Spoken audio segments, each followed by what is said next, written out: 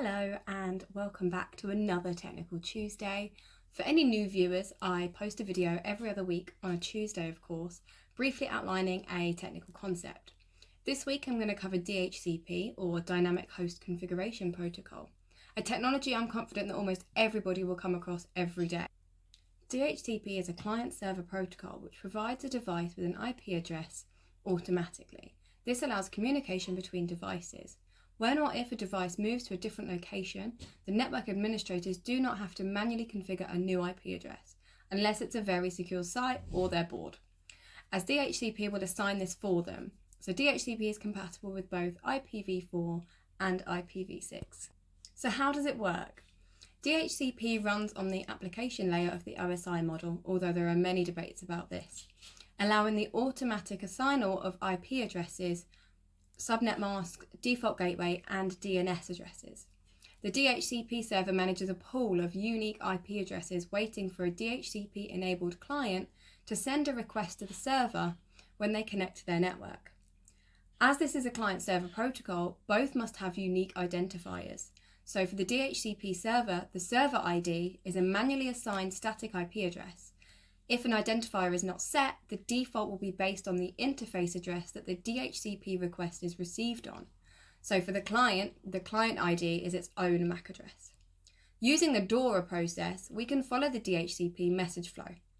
A client will broadcast a request towards a DHCP server with the appropriate network and request network connection information. This Discover packet contains the name of the client and MAC address. Alongside this, it also contains a transaction ID. This is a random value to determine the appropriate transaction. The DHCP server responds to this request with an offer by providing network information.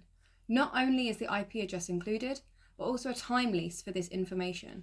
Again, the transaction ID is contained within this packet with the same value as the Discover packet, ensuring that the server and the client are trying to achieve the same thing. The client, or your device, then responds back to this offer, requesting that the IP address offered is assigned to it. Technically, this is a new request, but it's still part of the same four-step handshake, hence why a new transaction ID is assigned here. The DHCP server acknowledges this and updates the appropriate servers with the given information. Typically, the client will accept the IP address for a specific lease period, and once that lease period is up, the DHCP either releases the IP address ready for another device to use it, or it's renewed. The client communicates to the server requesting the same IP address, and the DHCP server will accept and acknowledge, and this is known as a two-way handshake.